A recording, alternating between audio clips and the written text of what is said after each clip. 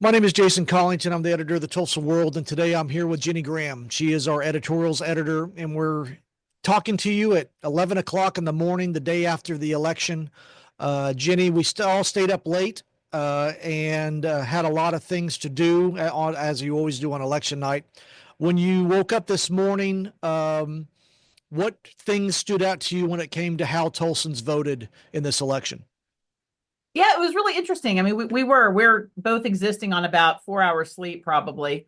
Um, you Yeah. know, told a lot of people, and I've heard from them this morning, they were surprised at Monroe Nichols winning. I wasn't because I was seeing the ground game. And what I mean by the ground game is he was door to door. He was in front of every group who would have him. He was mobilizing volunteers. He just had a more grassroots approach that I don't know if the greater community was really appreciating seeing that, but it didn't surprise me. And also, it was in line with where the other city votes were going. When you look at our legislative, the people going to our legislature, we have a lot of Democrats. I mean, we the city voters reelected Melissa Provenzano and Suzanne Schreiber. We had uh, in the primaries, you had Michelle McCain, Ron Stewart, who are new, both Democrats, Regina Yep. Goodwin, she's Yep. going, um, John Waldron, Amanda Swope, and Melody Blancett, all Democrats going. So, Tulsa's, when you get outside the city of Tulsa, it's a lot more conservative, but the city itself is showing to be more purple. Some people would say it's liberal and progressive, but I would say it's a little more progressive in the middle. Yeah, and as you go south, it gets a little Right. bit more conservative. And that's one of the things that a lot of people were pointing to of why Karen might win because she did make efforts to get the Republican vote. She did, add Brent Van Norman to her transition team.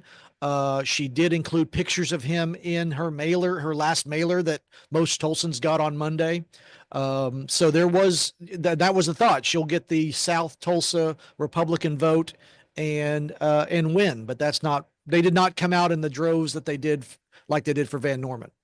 Well, when you look at like the Dave Rader election, I mean, he won and he's South Tulsa, but he had I mean, he didn't win by a landslide. Melissa Correct. Bryce gave him a good run.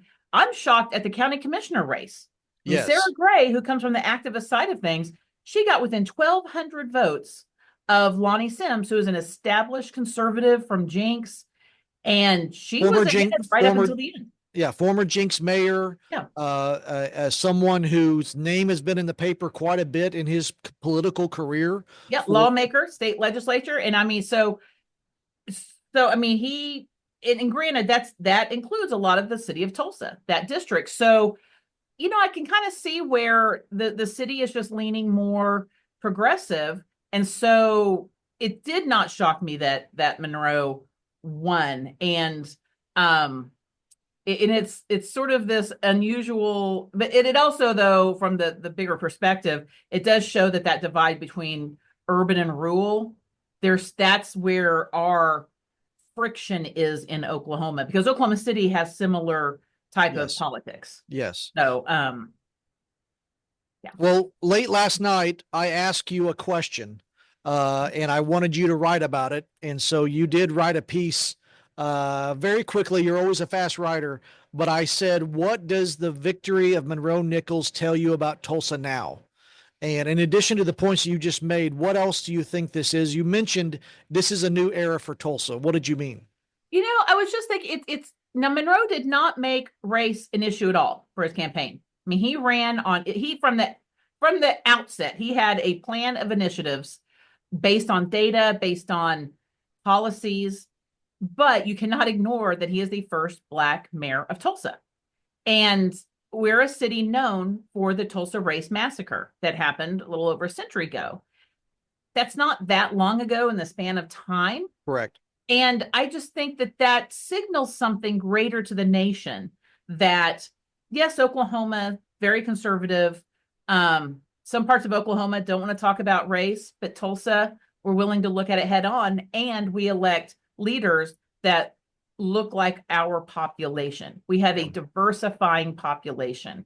And I fully expect more people of color to run for office. You know, we have a large Hispanic population, Asian population.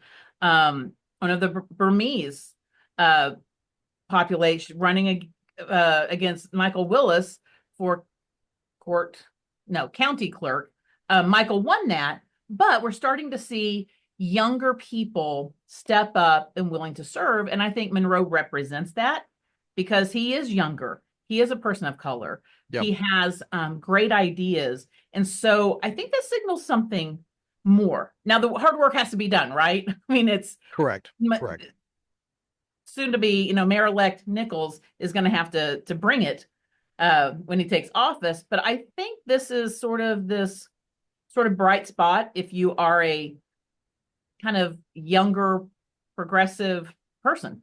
Well, and one of the things that I think we saw it in this election, a Tulsa remoter, someone who took advantage of the Tulsa remote program, which again, it was made national news of spending $10,000 to bring someone to do the remote work in Tulsa. They ran for office and got a lot of votes. I think you're going to see, I think this bin that you're talking about also is going to include more people who for Tulsa remote are going to start running for office. I know that when I talked to Justin at Tulsa Remote, he said one of the biggest predictors if someone was going to stay. So you get $10,000, you move to Tulsa, you do your remote work here. He said one of the predictors of the people who stay, and many of them have stayed more than they thought, is if they change their voter registration to Oklahoma. That's the number one predictor. If they know, okay, if you do that, you're willing to come here, plant some roots, and vote here. And he goes, that tells me that's our number one predictor if a Tulsa remote candidate is going to stay. I think you're going to see more Tulsa remote people see this as an opportunity to have some influence in Tulsa and in this community. So I think that's maybe something that also comes out of this and what you address in your column. So we are, as I said, this is the day after the election. We have just started to report. We have a number of follow-ups. We just got done with the editor meeting, a number of follow-ups, including a sit-down interview with Monroe Nichols, your Tulsa mayor-elect, and other people who won in last night's election. So, Ginnie, thank you for staying up late last night and getting up this morning to talk about the day after. We will have more at tulsaworld.com. We appreciate you listening, and we'll talk to you soon. Thank you. Bye.